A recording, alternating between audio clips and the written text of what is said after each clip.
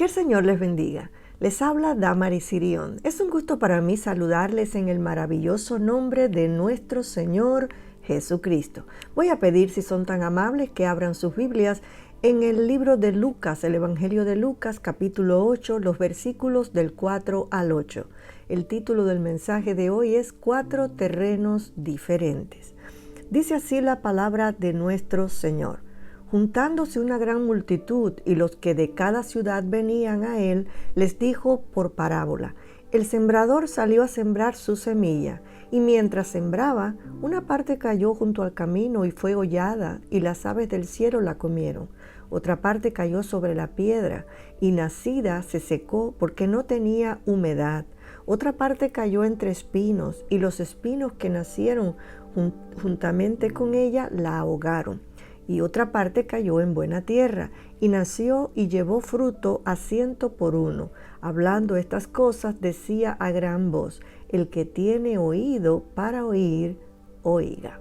La palabra del sembrador es una de las palabras más famosas de Jesús. Creo que todos hemos oído esta narración en diferentes ocasiones.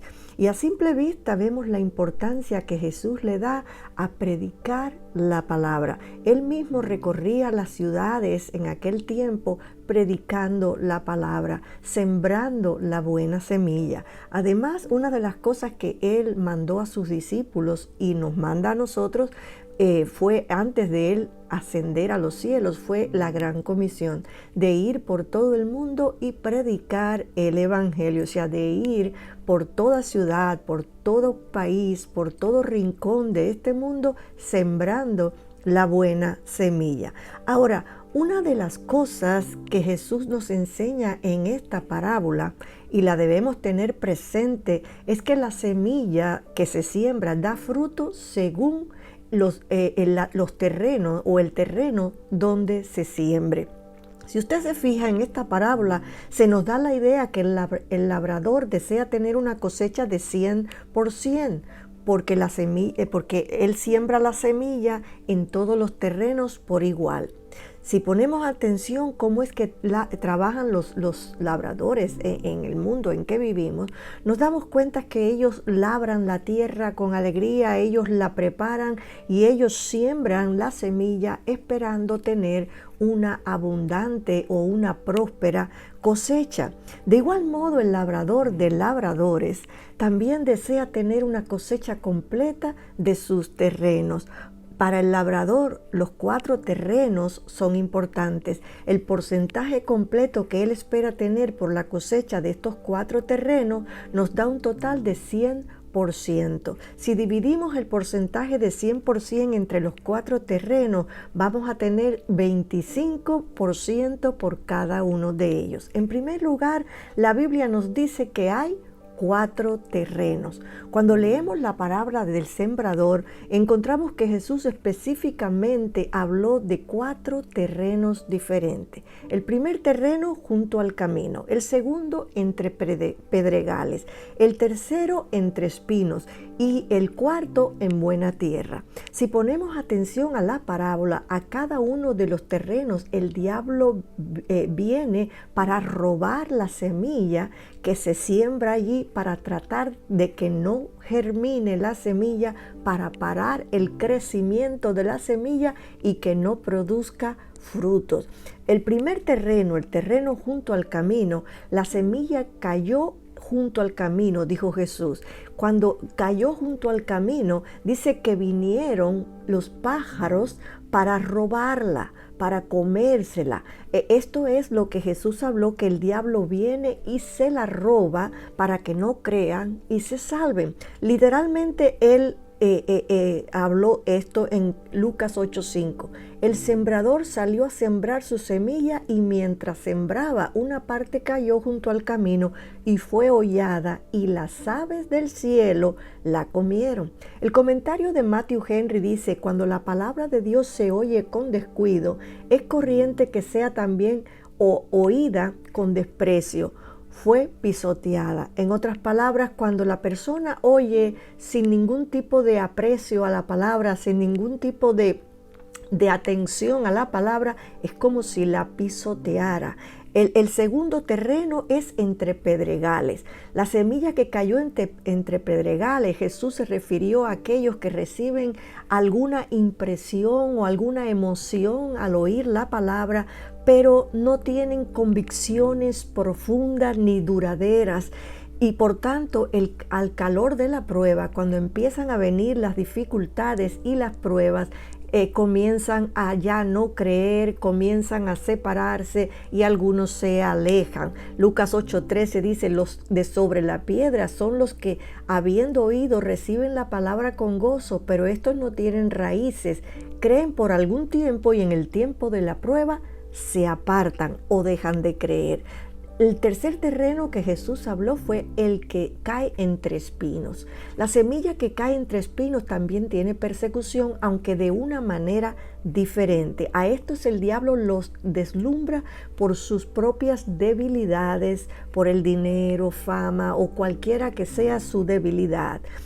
Lucas nos dice, la que cayó entre espinos, estos son los que oyen, pero yéndose son ahogados por los afanes, y las riquezas y los placeres de la vida y no llevan fruto.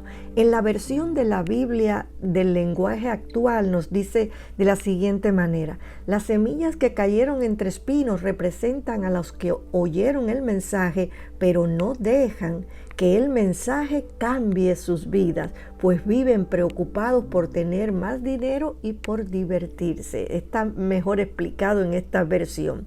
Y en cuarto lugar, Jesús habló del terreno de tierra fértil, la buena tierra. La semilla que cae en buena tierra sí da fruto. Es una semilla que echa raíces, aunque sufre persecución como los demás, pero con perseverancia en la palabra crece y lleva muchos frutos. Tristemente vemos que aunque el labrador siembra la semilla en los 4 terrenos por igual, por causa de la diferencia en los terrenos, no puede lograr tener una cosecha completa. La Biblia claramente nos dice que el labrador solo recoge de un solo terreno, por lo tanto su cosecha es solo de 25%. ¿Por qué sucede esto? Así como los agricultores del tiempo moderno de nuestros días reciben o enfrentan plagas en sus siembras o sequías o inundaciones que pueden impedirle recibir o cosechar una abundante cosecha, el labrador celestial enfrenta a un enemigo que trata de oponerse para que la cosecha no sea buena y completa. ¿De qué manera se opone este enemigo? Ese enemigo se opone usando la condición de los terrenos, se opone usando la sequedad, la mundanalidad y la esterilidad de los terrenos para impedir que la semilla fructifique. Una cosa importante que debemos observar es que el problema que el labrador reciba una cosecha no está en la semilla. La semilla es buena, la semilla es la palabra de Dios. El problema está en el terreno. Explícitamente se nos dice que hay terrenos malos. El terreno es el corazón del ser humano. La palabra es recibida con alegría en el corazón de la tierra fértil, de ese terreno fértil. Ahí se recibe la palabra con alegría. Pero en un corazón malo, en un corazón lleno de piedras o lleno de espinos o llenos en el camino, la palabra no es bien recibida, más bien es rechazada. Pablo escribió en 2 de Corintios 2 en los versículos del 15 al 16 y él dice, porque para Dios somos grato olor de Cristo en los que se salvan y en los que se pierden, a esto ciertamente olor de muerte, para muerte, y a aquellos olor de vida para vida. Y para estas cosas, ¿quién es suficiente? En segundo lugar, los 4 terrenos representan los 4 tipos de creyentes que pueden venir a la iglesia. Es bueno puntualizar que la palabra del sembrador no solo aplica a las campañas evangelísticas donde se siembra la semilla para la cosecha de almas, también aplica para la iglesia local, la iglesia de Cristo en general, donde están los creyentes. A la iglesia viene mucha gente, pero no todos son buena tierra. Hay aquellos que son los del junto al camino. Estos vienen y oyen la palabra, pero saliendo de allí, saliendo de la iglesia, se les olvida lo que oyeron y el diablo rápidamente pone su mirada en aquello que lo deslumbra, aquello que le llama la atención y lo separa de lo que oyeron, le hace olvidar la palabra y nunca más regresan. Quizás usted ha conocido muchas personas en su iglesia que cuando han hecho una campaña evangelística o cuando el pastor ha predicado un mensaje, pasan al frente y usted conoce a la persona y usted se alegra porque recibió a Cristo y lo reciben, inclusive a veces hasta llorando. Pero luego se va de la iglesia y usted nunca lo vuelve a ver, nunca más regresa. ¿Por qué? Porque esta semilla cayó junto al camino. Están también en la iglesia los creyentes del terreno pedregoso. Ese terreno que es lleno de piedra, ese terreno que la semilla que cae allí no puede tener mucha raíz porque no tiene tierra para profundizar, es muy pedregoso, no pueden y por lo tanto las raíces se pueden secar. Estos creyentes son los que vienen a la iglesia, pero por más que oyen la palabra, no consiguen tener raíces, porque estos son oidores solamente de la palabra, no hacedores de ella. Santiago 1:22 nos dice, pero sed hacedores de la palabra y no tan solamente oidores, engañándoos a vosotros mismos. Los que forman parte de este terreno pedregoso no tienen firmeza de Dios en ellos mismos, porque oyen, pero no ponen atención a lo que oyen. Escuchan la palabra, pero no la ponen por obra en sus vidas, mucho menos la atesoran en sus corazones para vivir de acuerdo a su enseñanza, a lo que han aprendido o lo que han oído que la palabra enseña. Ellos están en la iglesia, pero Cristo no está en ellos. Por su conducta, su mala conducta, a veces son de mal testimonio a la causa de Cristo, pues carecen de temor de Dios. Estos creyentes de terrenos pedregosos son aquellos que reciben lloviznas espirituales ocasionalmente en los cultos y se emocionan con esas lloviznas y saltan y gritan, pero solo es ruido.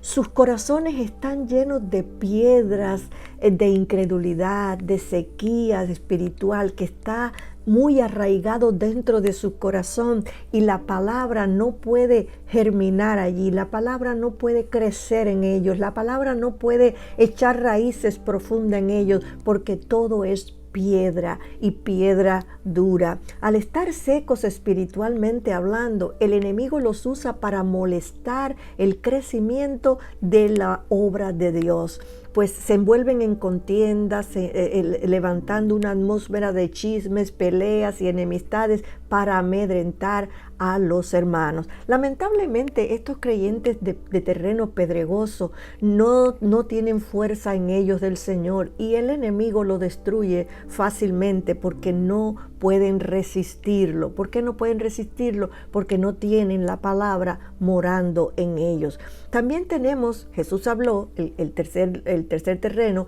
de aquel terreno que la semilla cae entre espinos. Fíjese bien que dice que junto con la semilla también crecen espinos. Estos son cristianos carnales. Ellos quieren vivir de acuerdo a los dictámenes del mundo y no según la palabra de Dios, olvidando que la Biblia nos enseña que la amistad, todo aquel que quiera ser amigo del mundo, se constituye enemigo de Dios. Para todos estas creyentes que la semilla cayó entre espinos, ellos solo quieren ser reconocidos. Ellos solo quieren que todo lo que hagan se les reconozca, que todo el mundo vea que ellos sí pueden, que ellos son los mejores, que ellos pueden hacer de todo dentro de la iglesia. Ellos piensan que tienen los talentos más grandes. Puede ser que tengan talento, pero lo que más quieren es ser reconocidos. Desean las primeras sillas, desean solo lo terrenal, son egoístas, orgullosos y para tener para no tener persecución, se tratan de conformar o se comprometen con las cosas del mundo. Con su falta de conocimiento en la palabra, con su humanismo y carnalidad, suelen amedrentar a aquellos que son de buena tierra. Estos terrenos infructíferos fueron calificados por Jesús, si usted se acuerda, en Mateo 13:30, como cizañas. Estos están junto con el trigo, pero no son trigo. Se parecen al trigo, pero no son trigo. Crecen juntos, pero no son iguales. Y solo se va a ver la diferencia en el día de la siega, cuando se separa el trigo de la cizaña. Mateo 13:30 nos dice así: dejad crecer juntamente el uno y lo otro hasta la siega, y al tiempo de la siega yo diré a los segadores: recoged primero la cizaña y atadla en manojos para quemarla, pero recoged el trigo en mi granero. Estos malos terrenos, con apariencia de ser muy espirituales, son los que causan divisiones. Hablan de los siervos de Dios y su misión es parar el mover de Dios. Estos malos terrenos critican todo lo que se hace y ponen resistencia para hacer pesado el crecimiento. El diablo sabe cómo mover sus piezas para enfrentarse a la iglesia y frenar el mover de Dios en ella. Él sabe cómo hacer las cosas, él estudia a las personas y él sabe aquellos que son de Cristo y los que no lo son. Al diablo no le importa que vayan a la iglesia, él los tiene en la iglesia para un propósito. Ellos no crecen, estos terrenos infructíferos no crecen por más que oigan la palabra, y aunque parecen ser creyentes, en realidad no lo son, y siempre son de obstáculo a todo lo que se quiera hacer. Cuando el Espíritu Santo le da al pastor local, por ejemplo, una estrategia para impactar el mundo de las tinieblas y hacer una actividad grande para ganar almas, siempre va a haber alguien que se oponga poniendo diferentes pretextos. El diablo no solamente va a levantar los espíritus territoriales de la ciudad, del barrio donde usted esté, o donde usted quiera impactar, o a donde usted esté planeando para ir a llevar la palabra. El diablo no solo va a poner a sus demonios que tiene afuera allí al ataque para que usted no lo haga, y a ponerle presión con la ciudad para que no le den el permiso. Y él no solamente hace eso, él también usa a las piezas que él sabe que puede usar dentro de la iglesia, a los de terrenos pedregosos o a los de terrenos entre espinos, donde no hay raíz, donde no hay profundidad de la palabra, donde no hay una sincera entrega a Cristo, donde hay cosas más importantes para ellos que el Señor, donde su Dios es su deseo, es hacer aquello que le gusta hacer. Y a estos también levanta el diablo dentro de la iglesia para frenar, para traer problemas, para traer disensión, para no estar de acuerdo, para que no se haga lo que el Espíritu Santo movió al pastor para hacer, para ganar almas. Este levantamiento de guerra que se produce en contra del pastor y los líderes de la iglesia no es otra cosa que un choque de poder. Este choque de poder es inevitable porque la luz que brilla en los corazones de los de buena tierra incomoda, molesta las obras de los que son terrenos infructíferos, porque alumbra sus malas obras y esto expone su sequedad espiritual. Y a esto no les gusta porque se ven descubiertos, que no hay una transparencia espiritual, que Cristo realmente no está allí siendo el Señor de sus vidas. Pero gloria a Dios, porque hay un terreno fértil, hay un terreno que da frutos, hay un terreno que es firme para el Señor, hay un terreno que es un terreno de corazón bueno, que recibe la palabra y la medita y está allí presente siempre en la adoración al Señor. Gloria a Dios, porque existe un pueblo de tierra fértil, donde la semilla que se siembra crece y lleva muchos frutos. Estos son perseverantes y fieles, se arraigan a la palabra y están firmes, dando fruto a pesar de cualquier persecución que se levante contra ellos, de cualquier problema, de cualquier tempestad, de cualquier dificultad que el diablo traiga a su camino. No puede pararlos porque su fe está firme en Cristo Jesús. Esta buena tierra se deleita en meditar la palabra. Es una tierra que conoce a su Dios, que tiene discernimiento para conocer cómo trabaja el enemigo. No temen, sino que saben pelear la buena batalla de fe. Los ataques satánicos para los creyentes de buena tierra son constantes. Estos son bombardeados de día y de noche por el reino de las tinieblas. El choque de poder entre los creyentes llenos del Espíritu de Dios y las huestes demoníacas se producen en todo lugar y en todo tiempo. Si el creyente comienza a orar por alguna necesidad, poniendo su fe en acción, creyendo que Dios está escuchando y que Dios trae lo que están pidiendo al mundo físico, porque perseveran en su oración y creen la palabra, enseguida, de inmediato va a haber un choque de poder contra las huestes espirituales de maldad. Los espíritus demoníacos levantarán una atmósfera de incredulidad alrededor del creyente de buena tierra. Usarán a los creyentes de terrenos infructíferos, usarán a sus amistades, aún a sus familiares que quizás no conocen al Señor, para traerles a ustedes testimonios o palabras que contrarresten su fe, para que usted se desanime en su fe, para que deje de estar firme en su fe, para que usted se aparte de eso que está pidiendo y ya lo deje así y no lo pida más, para que su fe colapse. El diablo es malo y siempre va a levantar situaciones adversas y difíciles para que tu fe colapse. Desde el mismo momento en que dispongas tu corazón para creer la palabra del Señor y creer sus promesas, se levantará una ola de incredulidad contraria a lo que tú estás pidiendo, que te dirá: nada va a cambiar, ya deja eso, vas a ver que nada cambia, vas a ver que todo va a seguir igual. No lo creas. No desistas de tu oración, no desistas de tu fe. Lo que está sucediendo a tu alrededor es que tu fe está impactando al reino de las tinieblas y produciendo con ello un choque de poder. Mantente firme en la fe, pelea la buena batalla de fe. En tercer lugar, la luz y las tinieblas no se llevan. La iglesia del Señor sufre conflicto y persecución tanto por los de afuera, por los del mundo, como por los de adentro, por los terrenos infructíferos. El problema comienza cuando nos unimos a Cristo, porque Jesús es luz y en Él no hay tinieblas.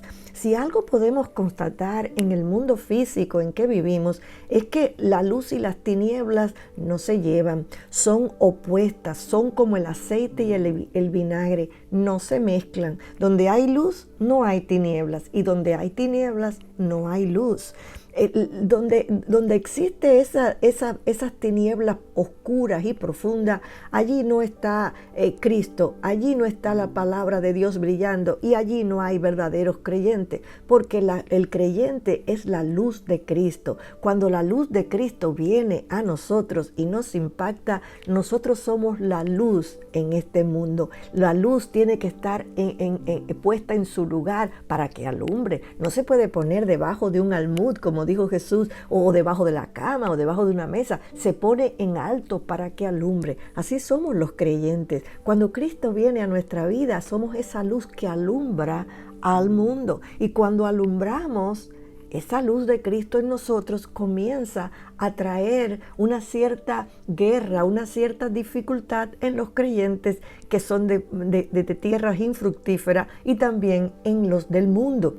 En Juan 1:5 nos dice: la luz en las tinieblas resplandece, y las tinieblas no prevalecieron contra ella.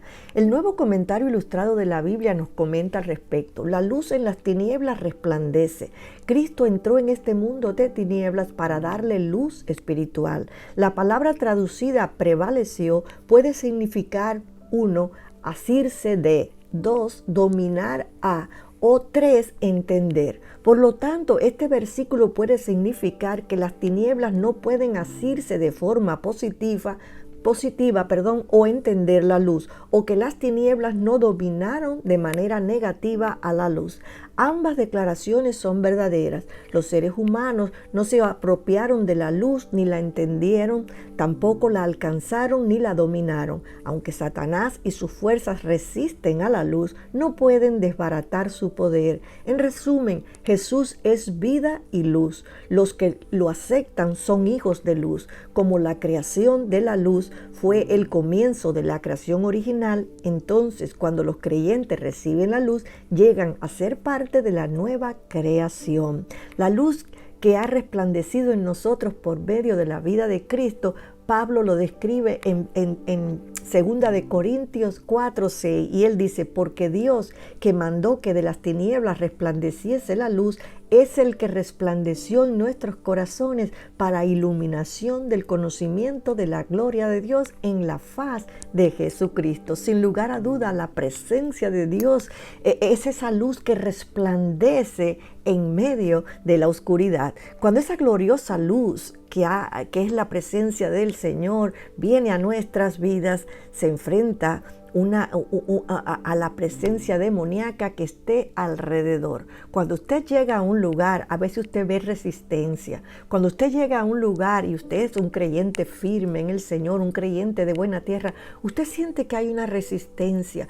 Muchas veces el predicador, cuando está predicando en alguna iglesia, a veces alrededor de la iglesia hay mucha fuerza satánica, hay muchas adoradores de Satanás, brujerías, y cuando usted está en una iglesia así, muchas veces usted siente una fortaleza tan grande y un peso para predicar la palabra, porque hay una fuerza oponiéndose a ello, hay una fuerza que está resistiendo que esa palabra surta efecto, y solo aquellos que están firmes y que pueden discernir lo que está sucediendo pueden alcanzar o pueden oír o pueden discernir, porque en su mente declaran: yo voy a oír la palabra, y aquí está la gloria de Dios, y comienzan a alabar al Señor, y entonces se empieza a romper esa resistencia para que la palabra pueda fluir en los corazones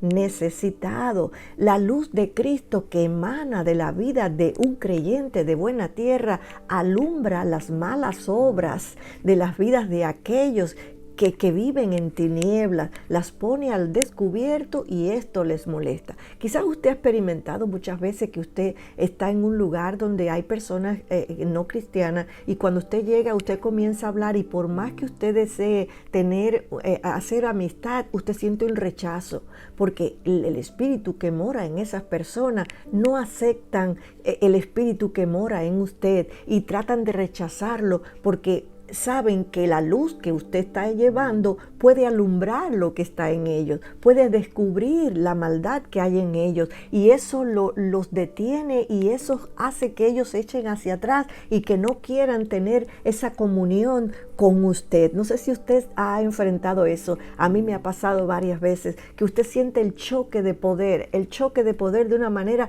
que la persona lo rechaza a usted abiertamente. Por esta causa el diablo levanta a gente contra usted, levanta a gente que usted dice: pero ¿por qué? ¿Qué es lo que yo le hice? No he hecho nada, pero la levantó contra usted. ¿Por qué? Porque la luz que hay en usted está alumbrando sus malas obras, lo está incomodando, se sienten incómodos porque saben que no están en lo correcto, saben que hay maldad en ellos. Juan 3:20 nos dice: porque todo aquel que hace lo malo aborrece la luz y no viene a la luz para que sus obras no sean reprendidas. Así que la próxima vez que usted vea que usted va a hablar de la palabra y lo rechazan, sepa que la persona no quiere, porque no quieren que sus malas obras se vean, no quiere que se sepa lo que están haciendo. Saben, ven, pueden discernir la luz que hay en ti. No te sientas mal, no creas que es que tú estás haciendo algo malo, es simplemente que esa luz que está dentro de ti, que es la luz de Cristo en ti, está brillando y está incomodando al reino de las tinieblas. Hay un corito antiguo que dice: deja brillar la luz de Cristo en ti, que brille, que brille, que brille más, deja brillar la luz de Cristo en ti. Algo así decía el antiguo Corito, y es que nosotros debemos dejar, no nos debemos intimidar, sino debemos dejar que los frutos del Espíritu de Dios en nosotros fluyan en nosotros, alumbrando. Por ahí es que alumbra la luz de Cristo en sus frutos, para que ellos puedan conocer que hay un Dios maravilloso que los ama y que quiere salvarles. No debemos intimidarnos y no hablar la palabra. Debemos hablarla aun cuando nos rechacen, pero ya no está en nosotros. Ya no pueden decir, yo nunca oí, a mí nadie me dijo. No, porque hay alguien que sí le habló, hay alguien que sí testificó y hay alguien que los alumbró con esa gloriosa luz que mora dentro de nosotros. En conclusión, podemos concluir diciendo que los creyentes de buena tierra son atacados tanto por los de afuera como por los de adentro. Tenemos guerra por todos lados. ¿Por qué? Porque vivimos en un mundo de maldad, vivimos en un mundo gobernado por Satanás. Recordemos que cuando Él hizo que el primer hombre y la primera mujer cayeran en pecado, ellos le dieron a Satanás el dominio que Dios le había dado a ellos para la tierra, y ahora el que domina la tierra es el diablo. Por eso dice la palabra que Él es el Dios de este mundo. Él es el que gobierna el mundo. Él maneja las piezas de este mundo de acuerdo a lo que Él quiere para hacer sus fechorías, para hacer maldad, para traer sufrimiento y daño al ser humano. Por lo tanto, debemos tener presente que tenemos guerra, y es una guerra constante, y por eso debemos tener presente que debemos orar y leer la palabra y estar asidos de la mano del Señor. No se deje engañar por lo que digan las demás personas, porque solo aquellos creyentes que mantengan su mirada fijas en el Señor y en su palabra y en sus promesas podrán resistir los ataques mentirosos del enemigo, trayéndole pensamientos de embustes para que usted los crea, para separarlos de la verdad de Cristo. Solo aquellos que estén firmes en las promesas del Señor podrán resistir. Algunos tratan por allí de argumentar que varios libros del Nuevo Testamento no son inspirados, y esto trata de confundir o trae confusión a muchos creyentes y los hace tropezar en su fe. Y aunque es verdad que en el primer canón recopilado en el año 170 después de Cristo se excluía del Nuevo Testamento los libros de Hebreos, Santiago y Tercera de Juan, sin embargo, también es verdad que años posteriores, entre los años 363 al 327 después de Cristo, en los concilios de Laodicea, Hipona y Cartago, se concluyó que los 27 libros que componen el Nuevo Testamento debían leerse en la iglesia del Señor. Me gustó mucho cómo lo explica el ministerio Compelling Truth. Ellos dicen, lo más importante, sin embargo, debe reconocerse que fue Dios y solo Dios quien determinó qué libros pertenecían a la Biblia. Dios, a través de la inspiración del Espíritu, impartió a sus seguidores lo que Él ya había decidido. El proceso humano de recopilación de los libros de la Biblia fue defectuoso, pero Dios, en su soberanía y a pesar de las limitaciones del hombre pecador, llevó a la iglesia primitiva al reconocimiento de los libros que Él había inspirado, y esos libros son reconocidos hoy como el canón de las Escrituras. Así que si alguien viene allí a decirle, ese libro no es bueno de la Biblia, no lo leas, no le haga caso. Todo lo que está en la Biblia es palabra inspirada por el Señor, y el Señor sabe por qué hizo todo esto y lo colocó allí para beneficio de los hijos suyos, de la iglesia de Cristo. El apóstol Pablo, dirigido por el Espíritu de Dios muchos años antes de que se recopilaran todos los libros que pertenecen al canón, escribió a Timoteo y le dijo, Toda la escritura es inspirada por Dios y útil para enseñar, para redarguir, para corregir, para instruir en justicia, a fin de que el hombre de Dios sea perfecto, enteramente preparado para toda buena obra. Así que no se deje confundir. La palabra de Dios es palabra de Dios, y toda la palabra de Dios que usted lee es inspirada por el Señor. Apunte allí 2 de Timoteo 3, 16 y 17. Y cuando alguien le venga a querer quitar su fe de la palabra, usted diga, mira lo que dice la palabra en 2 de Timoteo 3, 16 y 17. Toda escritura es inspirada por Dios. Podemos decir que la palabra de Dios es confiable para creerla y seguirla al pie de la letra. Solo aquellos que no escuchen el grito ensordecedor de embustes demoníacos, que hablarán palabras mentirosas para negar la veracidad de la palabra de Dios, obtendrán resultados. Recuerde entonces que el reino de los cielos sufre violencia y solo los valientes lo arrebatan. Amén. El Señor les bendiga. Le habla el reverendo Josué Irión. Si ese mensaje, los mensajes anteriores, ha sido de bendición a usted y a su familia, usted puede ayudarnos financieramente a nuestros misioneros y nuestra escuela bíblica que está en la India. En el ministerio y mi persona le agradeceríamos de corazón. Tenemos el gran placer de anunciarles que hemos terminado el año 2020 sosteniendo a 64 misioneros y sus familias en todos los continentes del mundo, y ahora son 72 misioneros. Hemos aumentado 8 misioneros más. La pandemia no nos ha detenido durante ese tiempo y hemos distribuido alimentos, medicinas en países y naciones pobres como India, como Bután, como Nepal, como Tailandia, como Birmania. También ayudamos a otros ministerios como Fred Jordan Mission aquí en Los Ángeles, que da comida y ropas a los desamparados en el Skid Row. Un ministerio que hemos conocido en Tailandia cuando fuimos a nuestra cruzada en 2014, Hands to Hands, que saca a las niñas de la prostitución. Estamos ayudando a un ministerio también en San Francisco que se llama Jew for Jesus, que están alcanzando a los judíos para Cristo, y también James Robson de Life Outreach, que hace pozos para dar agua potable a las familias y los niños en África. Y nosotros queremos agradecerles de todo el corazón por personas maduras espiritualmente en Cristo como ustedes, por su sostén financiero. También les pido vuestras oraciones a nuestros misioneros, a esos hombres y mujeres que están en las trincheras de las misiones mundiales.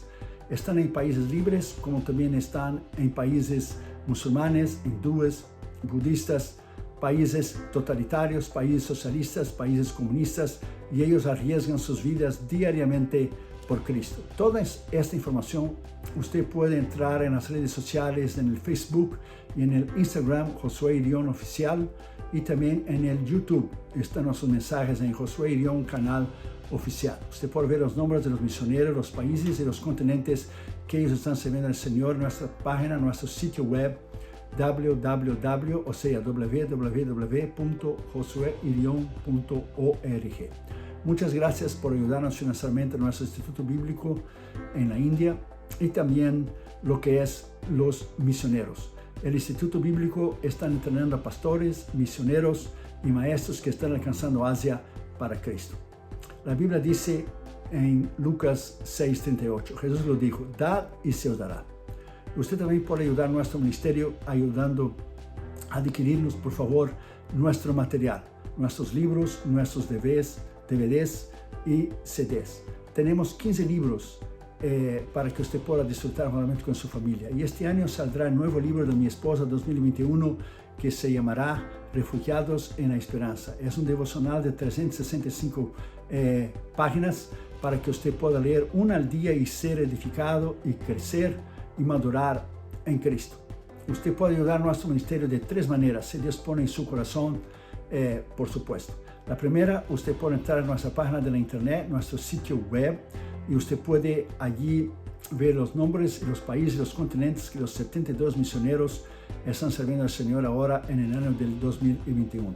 Usted puede en cualquier parte del mundo donar una vez o suscribirse para donar automáticamente cada mes. Y usted tendrá todo el control, usted va a crear su propio profile usted puede crear lo que es su propio archivo para poner toda la información que usted necesita.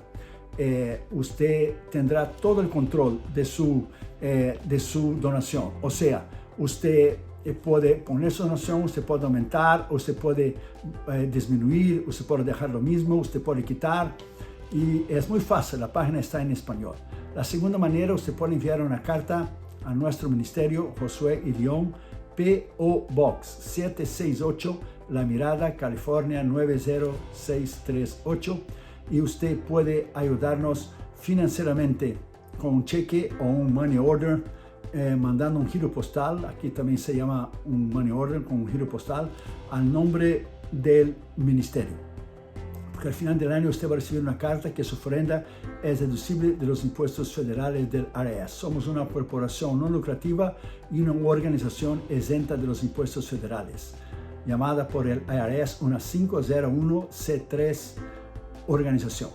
Entonces usted puede ayudarnos, y cuando usted dona al ministerio, usted puede deducir de los impuestos federales. Y la tercera y la última manera que usted puede donarlo a nuestro ministerio es llamarnos con su teléfono. Usted puede poner el área 562-928-8892 y usted puede llamar, y con su tarjeta de crédito usted puede donar a nuestros 72 misioneros que están en todos los continentes del mundo en este año del 2021.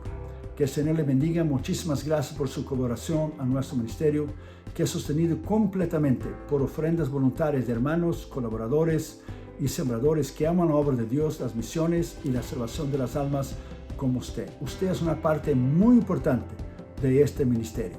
Usted es una parte vital, con su colaboración importantísima, y sin usted no podemos hacerlo. Muchísimas gracias, y que el Señor le bendiga a usted y su familia.